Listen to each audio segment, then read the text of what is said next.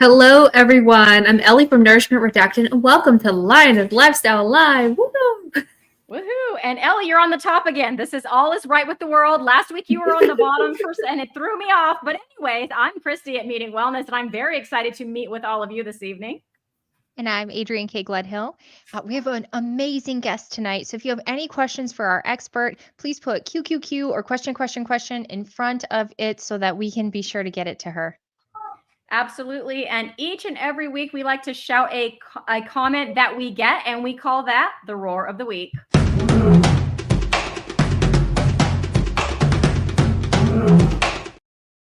So this week's roar of the week, sorry, Adrian, Nia wrote a lot. Adrian, if you duck, we can see your beautiful face. I'll go like this. Nia's Way from Nia says, such an informative interview. I loved how Violet talked about being thankful her body responds with pain signals, so she knows right away she's eaten something that doesn't work for her. Thanks, ladies. So after this live is over with our wonderful guest, please drop us a comment so we could shout you out for next week's Roar of the Week. Thanks, Nia, for writing that awesome comment. We appreciate it when you guys contribute to that because we love that part of our show. So, without further ado, please let's welcome Dani Conaway to Lioness Lifestyle Live.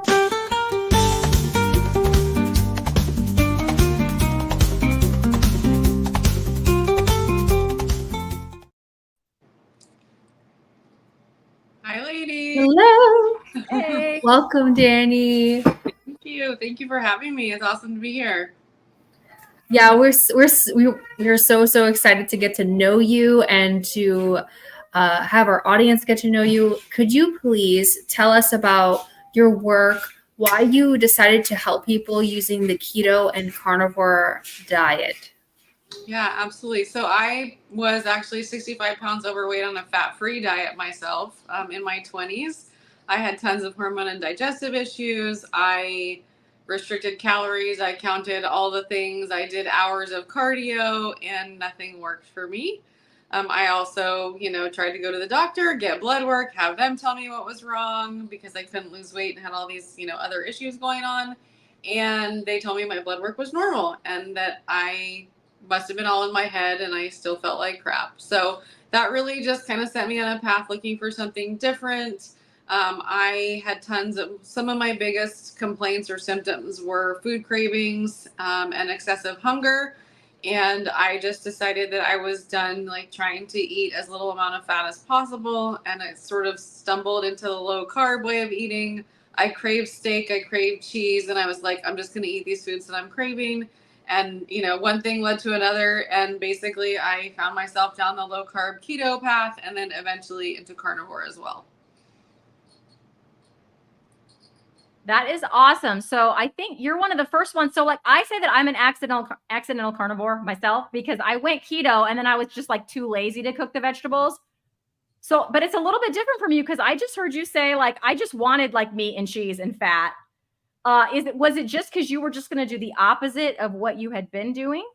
Yeah, it had a lot to do with wanting to do the opposite. Plus these were foods that I was craving. So I did start in the beginning with just kind of more low carb keto. I was still eating veggies at the time. And then that was probably around, I don't think I mentioned when this was. So that was probably around 2007-ish. So this was like a long time ago. Ooh, okay. I mean, we think that keto or carnivore like is not super mainstream now. I promise you it was really not mainstream back then. So that definitely there was no social media, there was no groups, there was no communities or anything like that. So I was just I knew Atkins. I kind of was in the Atkins way of doing things for a while, and then just kept researching and trying different things as far as the low carb and keto went. And then eventually my first experience was with carnivore specifically. I mean, I had plenty of times where I just really ate meat and fat or animal products, but I didn't, early before 2010, didn't really know that was like a thing that was okay to do. But 2012 was about the time where I had my first experience with carnivore. How did you find it? Or you just figured it out yourself? Did you join any community? Did you join that there was some online stuff going on? I did not at that point. So I had a flare up of some digestive issues at that point. And so I noticed that I, just felt better eating meat and doing bone broth fast. So I started doing like what I call, metabolic resets or bone broth fast at that point, which is like, again, like 2012. I just sort of escalated, so to speak, from there. So I started working with clients kind of, to back up a little bit. I started working with clients around 2008. So it was in this process of continuing to fine tune things for myself. And then initially early on, when I started to have results with low carb and keto, and a lot of my symptoms had, gone away, I was like, okay, there's no way I'm like the only woman struggling with all these kinds of issues that, were literally solved with, food. And yes, of course, I still went down the functional medicine path and I still had other things to sort of work on, but the food was a really big piece of it. And that's why I really kind of focus on and believe that food is the foundation for everything that we do. So when I work with clients, it's always food first. It's always dialing in the macros. My goal for clients is sustainability and results. So yes, some people must be, for various reasons, strict carnivore. For others, if they don't need to be health-wise, maybe clients feel like a little bit more of a keto approach is a better, sustainable approach long-term. I would rather someone do something sustainable long-term for them than repeat the on again, off again process because they can't stick to like strict carnivore, or someone that's super dogmatic said they had to do carnivore a certain way. Like I don't play with that, that kind of approach. Yeah, that's so great. That's how I feel. I feel like if you're too close-minded, it can kind of make the whole experience like one miserable, and then you're constantly comparing yourself to others, and it's really difficult to like match perfection. And I think that's something that women really struggle with, is this like perfectionist like ideal of like, oh, if I cut my calories really low, if I have really low fat, then and work out like crazy, I'm going to be able to lose weight. Why does that fail? And what are some easy steps people can take to like improve their diet if they want to do low carb, keto, or carnivore? Yeah, I think that fails because, as women who want to lose weight, because that's a lot of women struggle with weight, want to lose weight, that kind of thing. I think our tendency is to do what the diet culture teaches us, and that's eat less, weigh less, right? So the less we eat, the less we'll weigh. The more we move, the more we exercise, the less we weigh. So the combination of moving more incorrectly, so there's doing tons of cardio and not focusing on resistance training, not eating enough, so under eating, that combination slows down metabolism, and then that's kind of a recipe for disaster. Then you try to repeat that process over and over again, gaining, losing the wrong type of tissue, losing muscle, and then you just get to a point where you have to work backwards almost, where I have to work with clients on strategically reverse dieting, slowly adding food back in so that they don't gain it on the way to being able to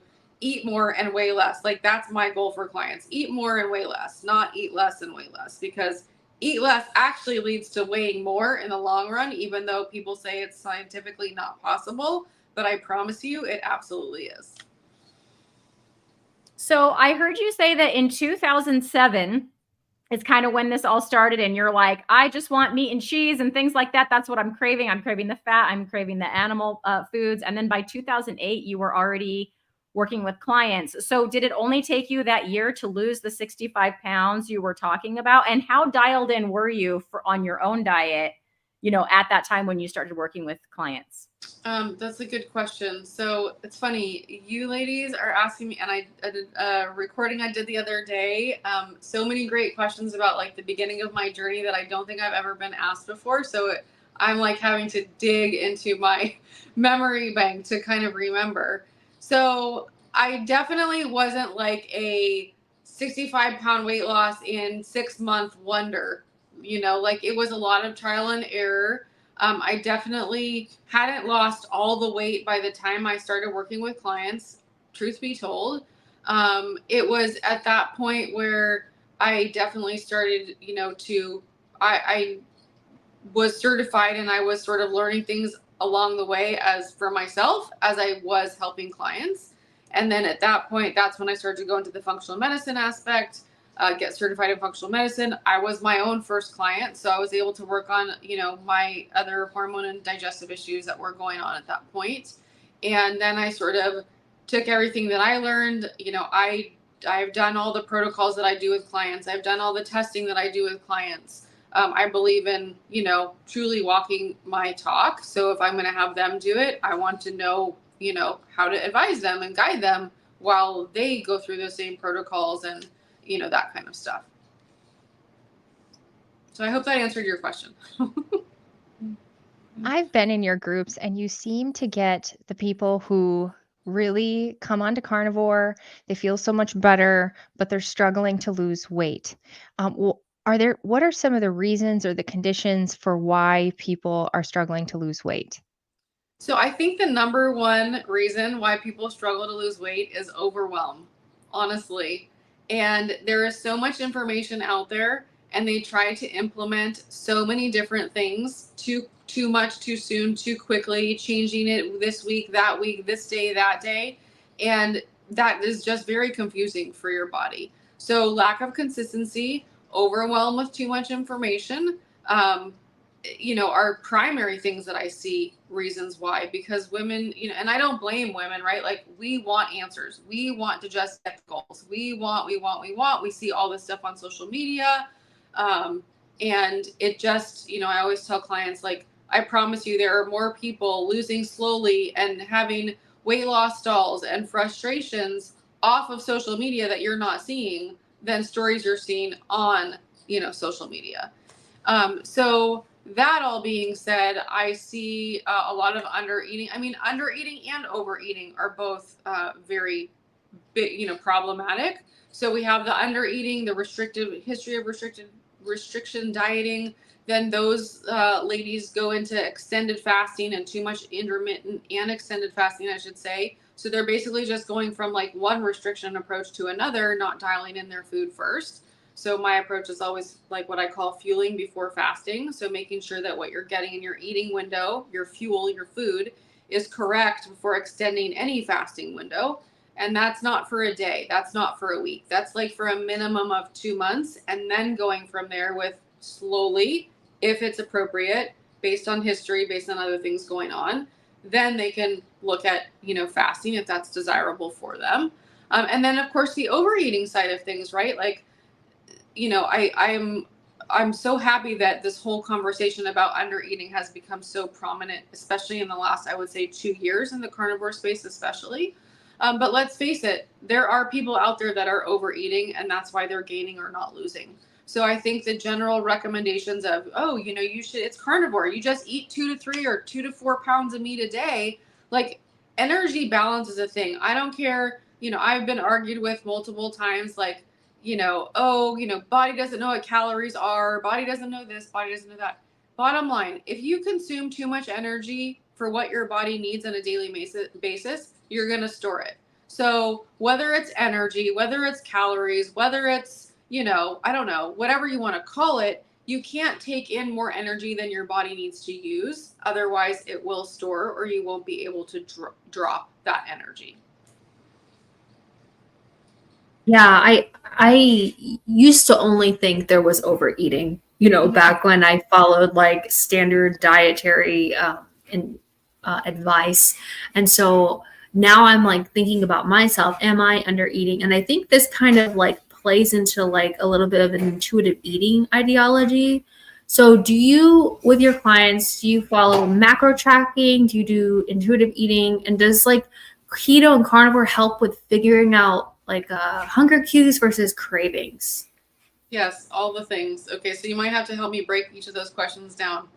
But first, as far as the intuitive tracking, all of that. So my goal with clients, I'm a full believer in tracking. Now, that being said, I think that a lot of us, myself included years ago, when I started to have to learn to eat enough overall, is that I had to change my mindset from tracking to eat and survive on 1,200 calories to tracking to be able tracking to be sure that I'm eating enough on a daily basis, getting enough protein, getting enough fat, getting enough energy or calories, whatever you want to call them. So that being said, I like clients to use tracking after they've shifted their mindset, because I know not everyone, wants to track right away, and that's totally fine. There's plenty of people that get results without tracking. That being said, though, I like clients to use tracking, as I like to say, to bridge the gap between what they're doing and to get to a place of intuitive eating. So I think that women have really good intentions with trying to do intuitive eating, but if you don't know what a certain energy amount, protein amount, fat amount, whatever looks like really on a daily basis, and you're just trying to eat intuitively and trying to learn what your body's telling you, I find that it just doesn't work as well. And I like to say, like, the waters are a little bit muddy. So once you've tracked and figured out what it looks like to have, let's just pull arbitrary numbers, 120 grams of protein per day, or 150 grams of protein per day, or 100 grams of fat, or 170 grams of fat, whatever the numbers are, once you've sort of measured and see and feel what those meals, how they affect you, then you can get to a place of intuitive eating and, intuitively knowing, today I feel like, based on my hormones or whatever is going on, cycle, no cycle, depending on where a woman is in her life. I work with a lot of women over 40, so there's a lot of things changing. That's when I know I should eat more fat, or that's when I know I should eat more protein. I like to have women kind of cycle different variables depending on where they are or aren't in their cycle. But overall, macro tracking, intuitive eating, use it as a bridge, or to bridge the gap between not really knowing what's happening and getting to a place of not needing to track anymore, because they know how to read their body cues and their hunger cues. And I do think also that the macro tracking can help women, and I've seen it happen, when their hunger cues are broken, it can help fix them, honestly. So a lot of clients ask me, like, should I eat by the clock? Should I eat by my hunger? My hunger cues are broken. What do I do? So there's a process of, like, strategically, yes, sometimes it is eating by the clock. Sometimes it's looking for other signals and kind of going down that path to kind of reestablish those hunger cues. And remind me the second part of the question. Yeah, so it was, does carnivore or keto help with figuring out the hunger cues versus cravings? Yeah, I gave myself my own segue there. So I think it does, because the, keto carnivore, when you're getting what you need, speaking of getting what you need on a daily basis with both animal protein and animal fat, that is going to shut down a lot of those hunger, excessive hunger, sugar cravings, food cravings, because we're getting those nutrient dense foods. The number one reason why we have food cravings is an imbalance of macronutrients, which is typically not enough protein and fat. Yes, there's other underlying reasons, we could get into all, that's where all the functional testing and stuff that I do comes in. But number one reason for cravings is imbalance of macronutrient ratios, and typically not enough protein and fat. Okay, so you talked about the functional testing that you do, and I was very, very excited to get into this topic with you, because I had a problem with my doctor. People that watch my channel know what it is. I think I said it last week too, so I'm not going to get into it. But I found another doctor who professes to be low carb friendly, and I see her for the first time tomorrow. And I have concerns with my thyroid. Mm-hmm. So if someone is like me and they're in their late 40s, I think I have my diet pretty well dialed in, but I think there's some issues there with my thyroid. But I had it tested. I don't have all the numbers. What can I say? What do I say at this appointment? What tests am I looking for, for thyroid? Yeah. So I would definitely recommend an expanded thyroid panel. So typically the regular thyroid panel is just going to be TSH, maybe a T3, mm-hmm. maybe a T4. You want all the T3s, all the T4s, reverse T3, thyroid antibodies. Mm-hmm. Yes, TSH, even though TSH is not really a thyroid measure for thyroid. And that's going to be sort of your baseline. When I run blood work with clients, even if a client has a thyroid concern, I'm also looking at, multiple other inflammatory markers, obviously the, glucose, blood sugar, fasting insulin. So I would definitely recommend an expanded thyroid panel, and then see if, I would test the waters, ask for fasting insulin, ask for other, some of these other inflammatory markers, and see if she says, yes, we can run those, or I have no idea what those are, or no, I don't, or like whatever her answer is. And then you can kind of go from there. But, I think that, the first step when you're, go to a doctor, hopefully, like you said, low carb friendly, would be an expanded thyroid panel for sure. Okay. That's awesome. Can you explain a little bit more about what effect? I think I have low thyroid, but like either way, what effect do the thyroid hormones have on, weight and energy and that kind of stuff? Like what problems are your clients coming to you with when they say, help me with my thyroid, Dani Conaway? Low energy, can't lose weight, fatigue, brain fog, insomnia is a big one. Those are probably 5 major ones. And then of course you have the little things that happen as a byproduct of those, the cravings, the moodiness, the irritability. Anytime there's a thyroid issue, there's always an adrenal component or adrenal connection. You probably, typically won't get medical doctors to test adrenals because they're only looking for, significant adrenal problems. But from a functional, I'm kind of now speaking from my functional perspective, I'm looking at other places to see why the thyroid is not balanced. So if the thyroid, if you do have low thyroid or whatever the numbers come back as, the true root cause of a thyroid problem is almost never a thyroid problem. So looking at the other places, looking into digestion, looking at, digestive symptoms. I didn't even mention any of those. So digestive symptoms can be thyroid issues, constipation, especially, all those, so anyways, the list goes on, but there's a few major ones for sure. It's interesting you bring up the adrenals because I see a lot in some of the holistic groups out there, people being like, I have adrenal fatigue. What do I do? And the first thing that they say, the first response is drink this juice. Like, what do people do? They just keep testing to find the root cause of the adrenals, or what do you do if you have adrenal fatigue? So I love this question because the root cause of an adrenal problem is also almost never an adrenal problem. Unpopular opinion for sure. So adrenal, here's how I like to explain it. Adrenals are responders. So they're responding with cortisol production. They're responding with DHEA production.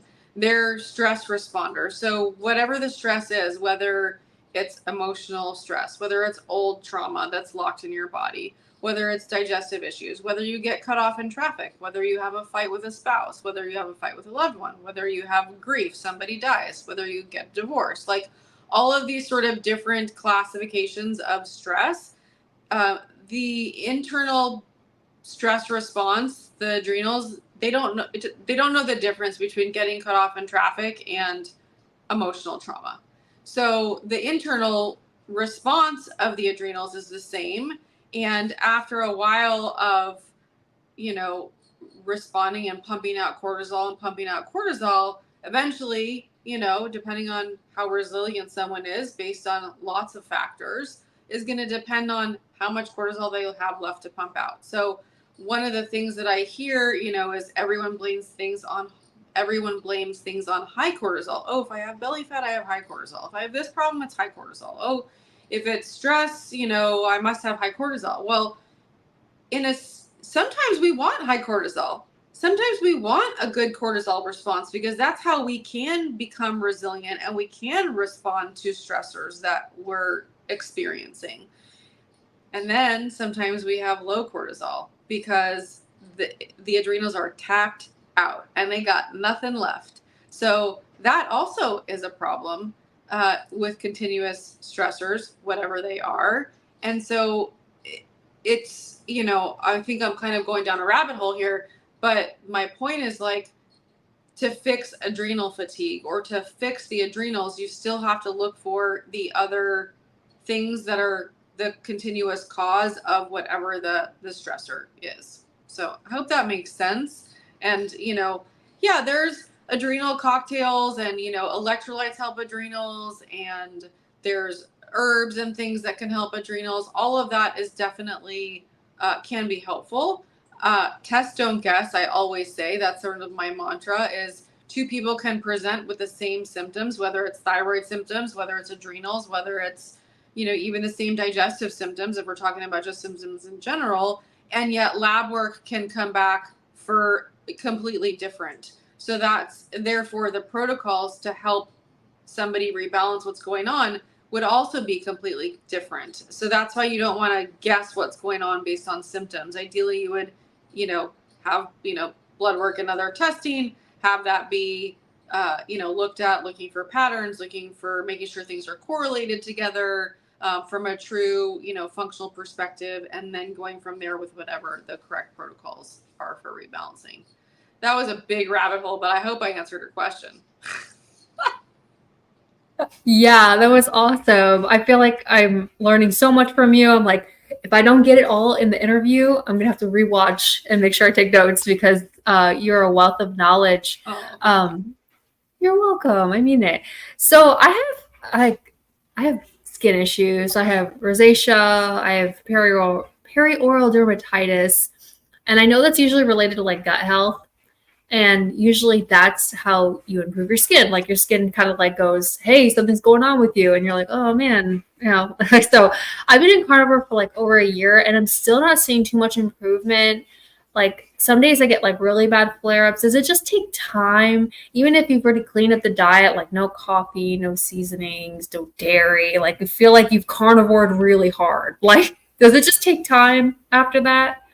Yeah, this is a great question. I get a lot of clients that tell me that that's the exact story. So yes, skin health, gut health, skin health, liver health. So liver detoxification and skin also can be very related. But at that point, you have to look at if you've carnivored that hard and you've gotten rid of all the things, and there feels like there's not much left to get rid of because you're limited on even the meat consumption that you have or that you don't react to. That's where I highly recommend starting to look for the underlying imbalances. Is there some type of, pathogens, candida, mold, mycotoxins issue that is like harboring whatever, it's hanging out there because you've become a good host for whatever reason.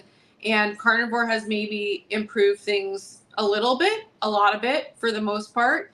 But that sort of next level of healing or that next level of that you're looking for as far as eliminating those symptoms would be to, figure out like, okay, what else could be going on that this, amazing elimination diet has not completely solved. And yes, I see a lot of people really like struggling with like trying to carnivore so hard that they literally are talk about stressing themselves out, and just not getting answers as far as, that goes, because there is a next level. Hi, Adrian. I know. I was like, I think I'm talking about her story right there for sure. But yeah, for sure.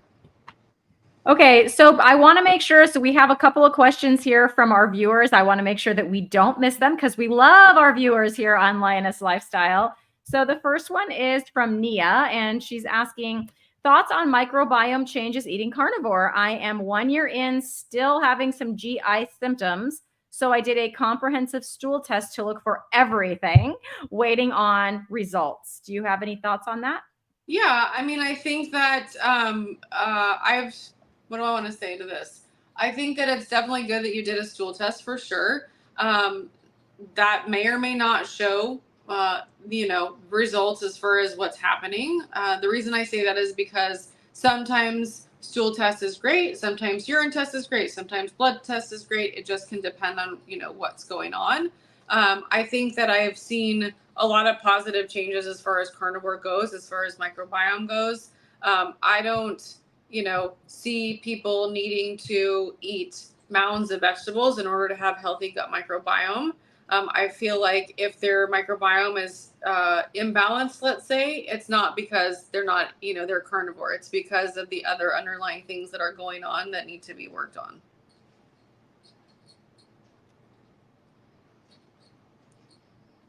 We have our next question is, My wife has Addison, severe low cortisol, being treated by endo. Any suggestions for her? And I think you kind of went into this a little, but I don't know if you have any more. Yeah. So if you're, let's see, what do I want to say to this? Blood, she's probably being tested with blood work because that's usually what doctors use. You may consider some functional testing to see what else is going on and see if there's anything that can, be helpful from an herbal or, supplemental type standpoint that maybe the doctors aren't recommending. Fantastic. Speaking of blood work, so you're a blood work specialist. If people do keto or carnivore, what are some common test results that kind of go against the standard American diet and like what the government recommends us? And like, what are some I don't know, what are like those comparisons? Like, what could someone notice? Yeah, so it's very common to see higher. Excuse me, sorry. Okay, I have a fat tongue apparently. I'm like, take your time. This is what happens when I've been talking for a few hours. Well, we appreciate your time. Thanks so much. Oh gosh, no worries. This is super fun. So very typical to see high cholesterol, high LDL. I mean, that's what can definitely happen. Those markers can also be, I know this is like taboo, but in the functional medicine world, those markers can also be related to thyroid. They can be related to, some other things as well. So I don't, that's why I like to run so many different things. And I obviously always take into consideration what the client's diet is, before they came to see me, what their history is, all of that. And then go from there with looking at those patterns and whatever's happening. So I think that if someone does come back with cholesterol and LDL and there's a concern, definitely, going down the path of particle size testing and CAC scan and getting a cardiologist, a specialist that is open to low carb, keto, carnivore, and getting like their take on whatever's going on would be a great next step. So I have a question for you. I'm going way back now to the beginning of this interview when you said you started this way of eating yourself and, you were doing fine. And then you started having some digestive issues. So I have heard in my experience here in the carnivore community, I've heard people say things like, oh, you're just getting more and more restrictive and you're just causing these problems because you're restricting so much out of your diet. I've heard multiple people say that. So can we get your take on that, please? Do you think that's what was happening to you and other people who have experienced this? No, not for me, because the reason that I had a digestive flare up, which I'm not even sure if Adrian knows. You must know this about my story, because I thought it was a good idea to get breast implants. And I started having symptoms, a flare up of symptoms 3 weeks after that surgery. And I for sure could not be I blamed the surgery. I blamed a lot of other things. And for sure it wasn't the implants. Well, I promise you it ended up to be the implants. So long story short, I had them until, I got them around 2012-ish. Again, that was when that sort of flare up time happened. I did, acupuncture and my own functional testing and all of this, I was having this, some issues going on all while I was a health practitioner and trying to help people liver detox and digestive issues and all the things that I was, still struggling with. So it was like a little bit of a sort of like, oh my gosh, shameful. I did this to myself. I had this sort of like approaching 40, like midlife crisis thing. And I did this for vanity and I didn't, kind of shove the research under the rug on the side that I didn't want to look at. And obviously was a mistake. Long story short, got those implants removed in 21, I think. Gosh, was it 21? It must have been because I didn't get them out in 2020. I wanted to get them out. I started thinking about getting them out in 2018. Got them out in 21. And I mean, within, I had a sort of like some detox work to do after that, but like within days of having them removed, I had a lot of symptoms disappear. So to your question, I caused my flare up because I decided breast implants were a good option at that point in time. I don't recommend it. If anyone is watching this thinking about them, what I will tell you is you should research both sides of the story. You should research, yes, all the people that love them. That's absolutely true. You should also research breast implant illness, breast implant toxicity. Do the research you don't want to do before you make that decision. Like truly make an informed decision. Don't just make a decision. So mine was not because I eliminated foods and all of a sudden I started having symptoms again. Since we're on that topic, I currently just turned 40 and I've been considering getting my eyebrows microbladed because I don't have eyebrows. Mm-hmm. Is that super toxic and horrible? And I'd like to add in there, I have Hashimoto's. And so a friend of mine, Stacy Keto in Court, she had hers microbladed and her antibodies went through the roof. And we don't know if that's what it was, but could it have been? It's definitely possible. I mean, anytime you introduce something into the body that could potentially be a toxin and it's an immune system stressor, it could definitely, what is the weakest link for an individual person? So for her, maybe it is the thyroid and the antibodies. Maybe for someone else, it would be a different part, so to speak, of their immune system. So I think that, and if someone has, what am I trying to say? Like liver detox issues, there's a toxin backup, so to speak. There's other mycotoxins. I work with clients on mycotoxin protocols and, pathogens, things like that. If there's other things that are sort of backing up that liver detox, those drainage pathways, and then you introduce another toxin, that could definitely seem like it's the reason why someone has a reaction, when in all reality, the immune system was already stressed prior to that. That's really good to know. Like, I feel like before I started doing carnivore YouTube, I literally knew nothing about nutrition or like all these different things that could be going on in our body. And I think it's just so amazing. Like, it's so complicated, yet in some ways it's so simple. But I want to ask you a really what I hope is like a simple question. So like, what are some common misconceptions to keto and carnivore, and like, why are they not true? Well, I mean, common misconceptions because the world, we're taught that fat is bad, right? We're taught that animal products are bad. Yet, what are the two things that people have been eating for years before seed oils and processed junk and all the things that fast foods and all those things came out? Well, we were eating animal fat and butter and steak and all those things a million years ago. So I think that we just have to like look at reality versus what society is trying to, direction society in general is trying to push us towards. Yeah, that's so true. I am similar to Ellie. I had no idea. And like what you said, I would never have thought that all those things that you just mentioned, like seed oils and, processed foods and all that, to me, it didn't even occur to me. Those are new inventions. Like those are new inventions. That did not occur to me, before being in this space at all. And so it's just totally changed my mindset in terms of what I'm going to put in my body, on my body. Like who knew like changing my food would make me change my soap, my shampoo, and like all these other things. What do you recommend to your clients in terms of things like that, like body wash, so do you have recommendations for them? Do you recommend that they change those things? I've heard they're kind of hormone disrupting if you use kind of the standard ones. Yeah, they definitely are. I usually recommend that clients start, now compared to 10, 15, 17 years ago, there are so many more clean beauty care makeup options out there than there were years ago.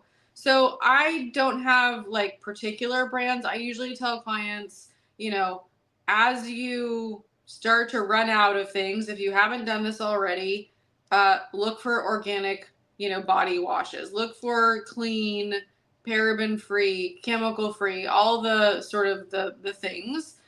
Look for those products in the places you shop. Look online that work for your budget, and just try to slowly change out what you're currently using if you're currently using brands that might be more toxin-based. Now, we want to know specifically, what do you use on that hair?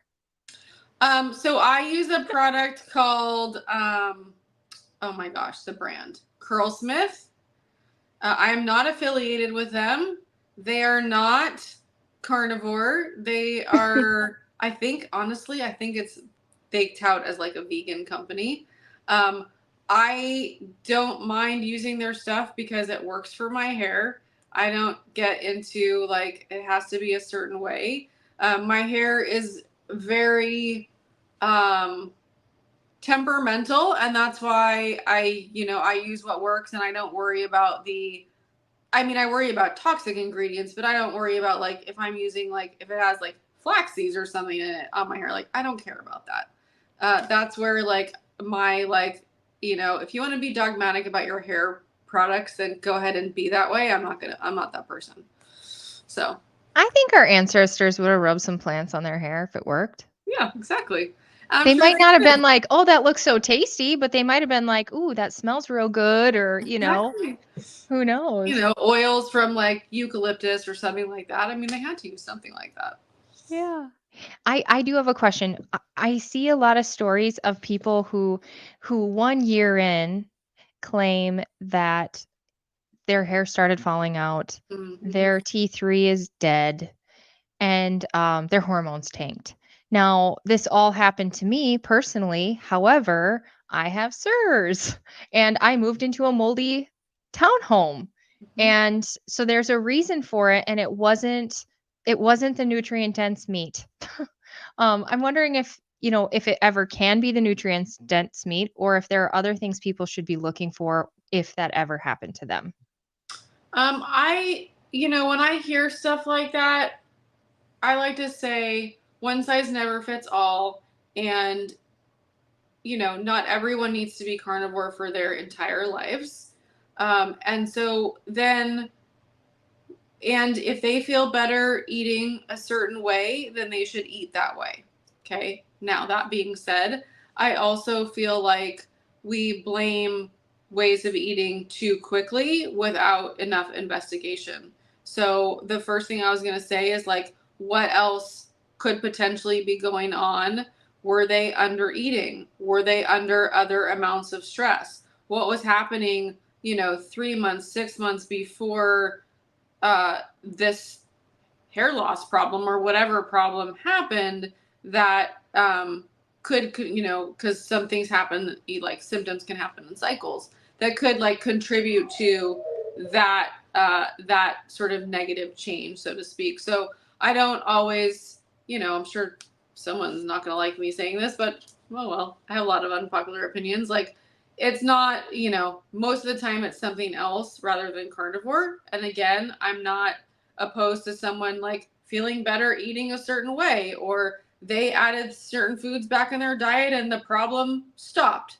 If that's the case, then that's totally fine. And I think that's, part of just the whole, like one size does not fit all, and then just, again, investigation and, really kind of ruling out other potential hidden factors is important.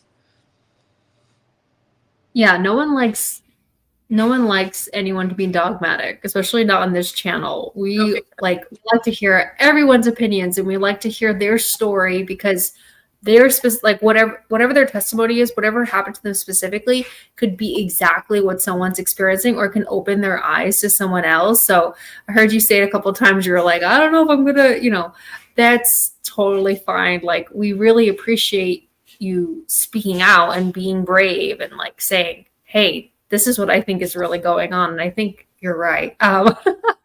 So why is like a meat heavy diet better for gut health versus like a high carb fiber diet?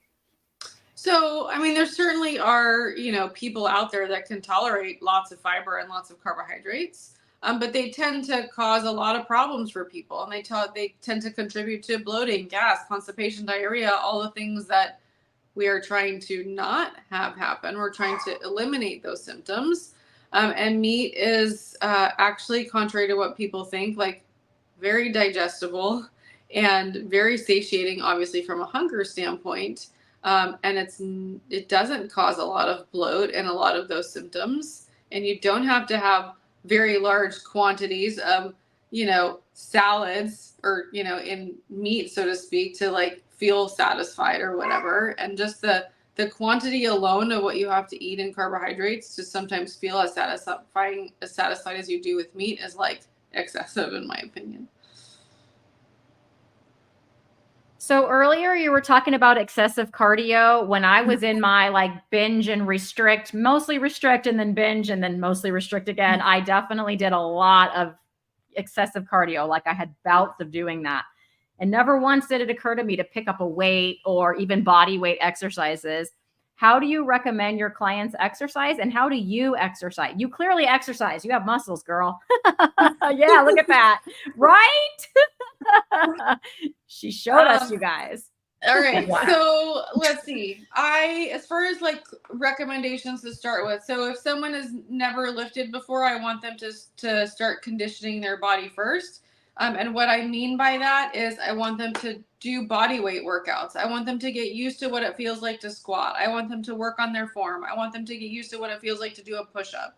I want them to, get used to what it feels like to, let's see, like, this motion. So when they start lifting and they do, they're working on shoulders, let's say, and then after they do a shoulder workout and they go to get a plate out of a cabinet in their kitchen that's high up, they don't strain something, right? Like, doing something because they've overtrained in some way. So, anyway, back to the question, starting conditioning. So starting with body weight workouts, if someone is completely not sedentary or they're just starting out, and then kind of working into like what I call, what everyone calls, it's not like I invented it or anything, progressive overload, which means that you're basically on a, taking a 6 to 8 week time frame, and you're progressively overloading the weight that you're using or the reps that you're doing or some part of the workout on a weekly basis to help get stronger and stronger. And then you get to that 6 to 8 week mark, you do what's called a deload week, where you don't do any weight, or maybe you just do some light walking, or maybe you just do a body weight workouts. So you give your body a little break, and then you start again, that progressive overload on a weekly basis, increasing the weight. And it doesn't have to be like 50 pounds, right? Like if you're lifting 5 pounds right now, then 7 pounds next week is going to be a progressive overload. So it's very important, I think, especially for women, especially over 40. Like I said, that's kind of a majority of my clients, because we at this age a stage of life can be prone to injuries. Hormones are changing and things like that. So you want to make sure that you're very much taking that stuff into consideration, and, resting and all of that. As far as my own workouts, I lift probably, 3 to 5 days a week I'm lifting, 2 to 3 days a week I swim. My swims are more resistance focused. So I do a lot of my leg workout training in the pool. And I ride my horses 5 to 6 days a week. So because of that, I have to be strategic about the lifting and strategic about the leg workouts, because I also have to save my energy and my muscle strength for my riding as well. I think I get the last question of the day. Well, besides the meaty wheel. And I should have started out with this one because it means a lot to me, and I'm going to try not to cry. Oh. I see so many people that are influencers, and they say things like, just accept that you will have to struggle to gain and lose the same 10 to 20 pounds over and over again. Like some people will say there's no such thing as maintenance, or that is what maintenance is gaining 20 pounds and then losing it again, and then gaining 20 pounds and losing it again. And to me, that just sounds like hell. And I look at your website and you say on here, I don't remember exactly what it says because I have a little brain fog, but it said something like, stop the dieting and let's get this honed in. Is it possible to fix your metabolism? I mean, I look and I see there's quite a few people like you and other people who've got to their ideal body and have maintained and seem to have like something that just consistently works for them. What I'm concerned with is like gaining and then losing and gaining it. Can the insanity stop? Yes, 100%. So I actually hate the word maintenance. The reason I hate the word maintenance is because the context around it for me is stagnant and that nothing changes. And the reality is that the reason, in my opinion, that I see people gaining and losing once they get to their goal and they're trying to maintain is because then they start to do something different than they did to get the goal in the first place. And that is when things change. When you do something different than what was working, you gain weight or something changes. So, do I do everything the same thing that I did earlier on? No, I've learned, I've progressed, I continue to have goals, I continue to research, I continue to, experiment on myself with protein and fat ratios and different things that are going to benefit me and clients and all of that. So I think that where we get in trouble with maintenance is where we get stagnant and where we get away from thinking about, that we might have further goals or, getting stronger. Like I will be forever trying to build muscle. I will be forever, trying to maintain the body composition that I easily maintain now at 47, almost 48 in a couple of months, that I never thought was even possible in my 20s, but that's all I wanted at that point because I was in my 20s. I wanted vanity, right? So I think that, I hate the word maintenance if I didn't say that already. And again, we just can't get stagnant and we can't try to get to a place and think like, yeah, I'm just going to not track anymore. Like I track once in a while because I like to check in if I'm not feeling great one week, or if I'm curious about, hey, let me just see how much protein I had yesterday or tomorrow or today, or, I'm going to change up my meals, or I'm going to have this instead of like whatever the case is, just going to kind of check in and see, for me, the exercise piece is like a non-negotiable part of my routine. So now other things too have become non-negotiable parts of my routine, but we get stagnant and then we get complacent. And that's, I think, where people start to lose out, on whatever results. And I think that having someone say like it's normal to gain or lose 10 or 20 pounds, I think that's a bunch of BS. And I think, that people don't have to sort of subscribe to that.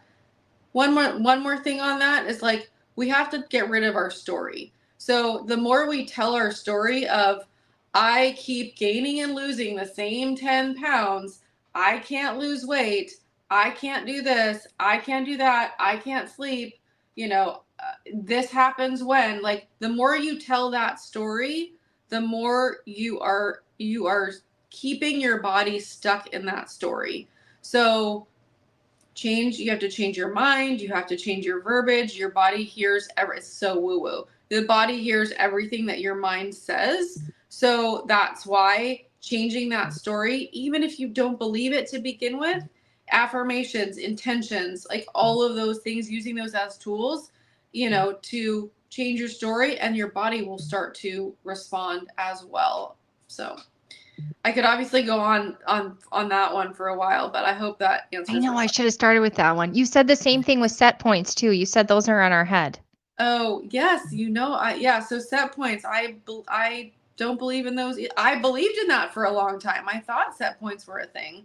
For anyone that doesn't know, set point is thinking that your weight is like never going to get below a certain point. Like I actually thought that when I was around probably about 30 pounds heavier than I was at this point. I was, call it a stall. I don't know if I felt like I was stalled, but that's what people tend to think, like we're stalled and it's never going to change. I did think that was a set point of mine for, I was not supposed to be less than that, but I continued to work. I continued to eat the same way. I continued to work on all the things. And then, here we are. So where do we sign up? I'm just kidding. I already have. Yeah. So my website, nutritionthenaturalway.com. I hang out on my Instagram a lot, carnivore.keto.fitness. I do a lot of Q&A in my stories. There's my site. Thank you for pulling that up. And I have a couple of Facebook groups as well. And so, yeah, those are the places I like to be. Eating steak too. I love to eat steak. I love that you show on your Instagram continually the types of things you're eating, even if it's not what everybody else is eating. It's what you eat and it works for you.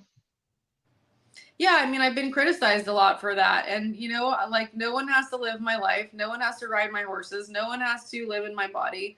No one has to do the things that I do. And that just is the way it is. So.